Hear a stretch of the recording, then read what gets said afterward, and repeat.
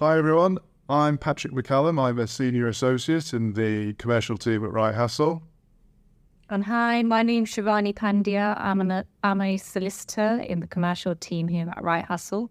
And we're speaking today about business MOTs and health checks, which is something we've been focusing on across this quarter. Now, business people, running businesses, whether you're a sole trader or an SME or a larger business, your day-to-day work, you're going to be busy, firefighting, etc. And it's useful every now and again, we think, just to take stock, look under the bonnet of that business, do a quick MOT and see, is everything working as it should and as best it should? So what we're going to do is spend a few minutes now going through a few of the things maybe when you do get a spare half an hour to be thinking about, are these things working as well as they could within our business? Shiv, what do you think one of those issues would be? Well, a good place to start would be looking at your terms and conditions and bespoke contracts. So why is it important to have terms and conditions or a bespoke contract in place for all of your transactions? Firstly, you'd have a legally binding document in place that you can rely on in the event that either party is unable to fulfill their duties or responsibilities. It's always good to have something to lean on, as well as have certainty to manage expectations of each party, which can help to avoid misunderstandings between two parties.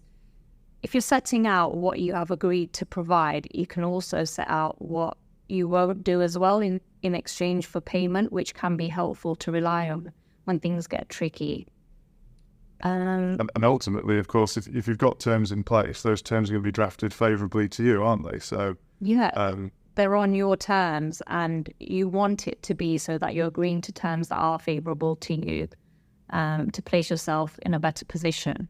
Absolutely. And I think really in terms of T's and C's, you're going to be in one of two positions. If you're a small business, maybe you just started out recently, you've probably not had T's and C's in place. You've been having to do business on the terms of your clients or your suppliers. But maybe you've done quite well for yourself over the last couple of years and you're growing and actually you think, well, now I want to protect myself a bit more. I want to get some T's and C's in place. So maybe the thing to be thinking about the next couple of months is, do I want to start drafting a set of terms or a template contract that I can use in my future dealings? The other flip side of that, of course, is if you're a bit more established, you probably already have a set of terms that you use or a sort of a suite of contracts that you've got in place.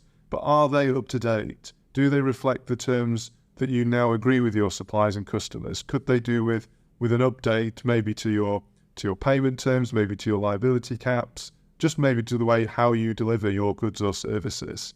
In which case you may want to consider changing those T's and C's to better reflect how you do business.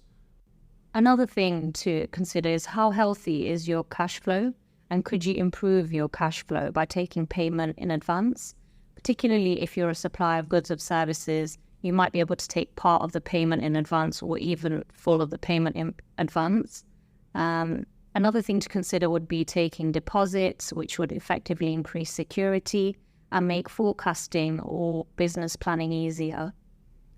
You could also reduce your payment terms. So if you're on 60 days, you can reduce your payment terms to 30 days, which could be beneficial long term, as well as charging interest on late payments. Is that something that you do, or do you just accept a late payment? Well, it's all part of incentivizing your clients to pay quickly, isn't it? Shorter payment terms, pay me quickly, and if you don't pay me, whack on some interest as well. Yeah, exactly. Most businesses aren't banks, so they need to make sure that they've got cash flow healthy and flowing. Yeah, absolutely. And I think, on top of interest as well, you've got to consider, do you want to go one step further and say, well, we want a right to suspend the services or the goods that we're supplying if the client isn't paying? And especially at the moment, cost of living crisis for individuals, businesses are finding it just as hard as well. And what you don't want to be doing is having to pay your debts on time, but not getting the cash in from the other side of the business. So making sure that cash flow is watertight as possible by changing your terms, that definitely does help. And then, of course, if you're making sure that you've got money coming in and coming in quickly, that makes you a lot more secure in terms of your liability in case you ever have a claim made against you. And I think maybe, again, it's an important time to think about, have you had any claims brought against you recently? Or have you had to nip any disputes in the bud, which could have been a really big issue for the business? Maybe something new in your sector or in your industry has arisen where you're not covered in your terms, or you've identified there's a bit of a chink in the armour that hasn't been addressed and you're falling foul of it time and time again. You could then use this opportunity to update your terms to address those gaps. Or alternatively, if you haven't properly capped your liability in your contracts today and you're worried about the size of a claim that could be brought against you in the event that something went wrong, get your terms and conditions updated so that there is a cap there. And it can be proportionate. It doesn't mean you have to be carving out everything and making yourself an unattractive proposition to a client or a supplier, but it's got to be proportionate to help you manage your risk. And I think, ultimately, what you don't want to do is, like I say, find that balance between keeping your customers and suppliers happy and protecting the business as well. Yeah, and we should consider the challenges that businesses face with customers and suppliers. So are your customers paying on time? And are your suppliers delivering goods and services that they legally promised to on time? And if not, like we mentioned before, it'd be worth considering a right to suspend or even extending that right to terminate if things aren't going as smoothly as you thought they would. One more area where you might want to update your terms and conditions or your contracts is if there's been a change in law. So consumer legislation has been changing quite a bit recently. If you're dealing with consumers, it might be that you need to update the rights or the provisions that you're giving to consumers in your terms to make sure you're compliant with the law. That could be cancellation rights in relation to defective goods, and just how you communicate with them. So I think that's an area. Maybe data protection. That's obviously been in quite a state of flux since we've left the EU. So these are, again, areas which maybe you haven't, or you've been aware of them, but haven't got the chance to update your terms to reflect them. And that's an area where particularly we can probably delve into a bit more data protection compliance. It was a big thing back in 2018 with the GDPR coming in, and there was lots of effort back then. We certainly were very, very busy as a team, helping everyone make sure they had everything in place by May 2018. But what have you done since then? Has that sort of DP job gone back in the drawer and it's been gathering dust since? I mean, the world has transformed really in the last 5 years since 2018. And it'd be useful for businesses if they could look at the data processing activities that they're carrying out. Have those changed since privacy policies were put in place? Have you maybe developed a website that you're now using? That website's likely to have cookies on it, which is collecting data about anyone who's using that website and moving around on it. If the website allows your customers to place orders from your business, then again, it's collecting data. So that's an area that if you didn't have a website back in 2018, you should probably revisit to make sure that you're covered off from a data protection perspective. You might have invested in new systems, whether that be a new software that is used internally, such as an HR system, or it could be a third-party software provider that's allowing you to add an extra service to what you're offering to your clients. From a more internal perspective, have you ever had to deal with a data subject access request in the last few years? If you did, how did you deal with that? Did you meet the deadlines that were needed? And if not, what training do you need to put in place, or what updates do you need to make to your policies and procedures to enable you to next time comply with the law and make sure you handle it as smoothly as possible? So I think ultimately it's a case of reviewing your data protection policies and procedures, making sure that they are still reflective of how the business operates now in 2023, and making sure that all your staff are aware of their obligations and what to do if there are any data issues. it's likely in the last few years that there's probably been some turnover, and maybe those new staff haven't had the same training that your 2018 staff did when data protection was a hot topic. So maybe that's one area to look at. And aside from data protection, I think there's lots of other training that really you could be thinking about dishing out to your staff as well. Yeah, ongoing internal training. So that could be to your sales and procurement team. Do they understand your terms and conditions? And are you all sort of singing from the same hymn sheet? Because your terms and conditions should ideally flow down through the organization to demonstrate uniformity. Otherwise, you could be compromising your position if your staff are saying something different to what's in the terms. And how I was just going to say, you've got like keen salespeople wanting to get a deal over the line, committing to certain things which contradict your terms and conditions, and then they put the business in a tricky place. Yeah, so you want to make sure that all your staff are pulling in the same direction.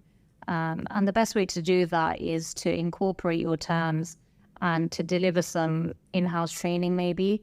If that could involve practical steps and guidance, going through your terms and conditions, and ensuring that your staff are aware of what is in the contract. And I think not just what's in the contract, but also how to make sure that you get your terms incorporated into the transactions that you're entering into. We did some training for one of our clients recently where we were discussing, is it enough just to refer to the terms on the back of an invoice? Can you insert a link to your website where your terms are? Do you have to get the terms signed? These are all important questions that often people do wonder about and can get themselves tied up in knots in. And it's important that everyone knows what the right answers are to all those questions. And we can certainly help businesses get a lot more joined up on that sort of front. So I think we've gone over terms and conditions and contracts. We've talked about data protection in particular as an area which might need a little bit of an upgrade and an updating. And we talked about training. With an eye now to the future, I think the other thing that you can do is think about what long-term contracts have you already got in place that could be coming to an end. If you're not happy with the current terms that you're on, is it worth renegotiating the terms of that contract? Or alternatively, do you want to serve notice to terminate? Perhaps you've got a renewal contract in place which you'd like to escape out of, but you're wary that there's a renewal date coming up. Maybe you need to get that termination notice put in really quickly to make sure you're not on the hook for another 12 months of fees with a supplier that you're not happy with. And you might even have some ongoing contracts where you've already gone past the renewal date or where you've informally varied them, in which case do such renewals and changes need to be formalized. That's something to consider. And in addition to that, new legislation that affects your business. Brexit continues to be implemented, and with the possibility of a new government over the next year, it'd be worth just keep an eye in general, isn't it, on what new laws could be coming out there in the future that you might need to react to. Of course, yeah, just keeping on top of it and making sure that they're somehow incorporated into your terms and conditions or your contracts. I think that's right. I think, so in terms of future-proofing, have a look at what contracts you've got, either with your long-term suppliers or long-term clients. Do you want to renegotiate those terms, or do you want to terminate any of them? Alternatively, if the lay of the land has changed a lot since you actually entered into that contract and you're performing all those contracts differently, would it be worth just to set out and write up how that now is happening? And like you've said, always keeping an eye in the future for changes in legislation that affect you, particularly where maybe there's a change in the wind and a new government comes in with a new fresh set of ideas that potentially could mean that your business has to pivot to react to that and make sure you're able to continue making a success of it. So I think over the next few months, as we come into the winter, take a chance to just give your business a once-over, give it an MOT, and make sure that everything is still working as it should. And of course, if you ever need any help with that, we in the commercial team are there to help you if you need it.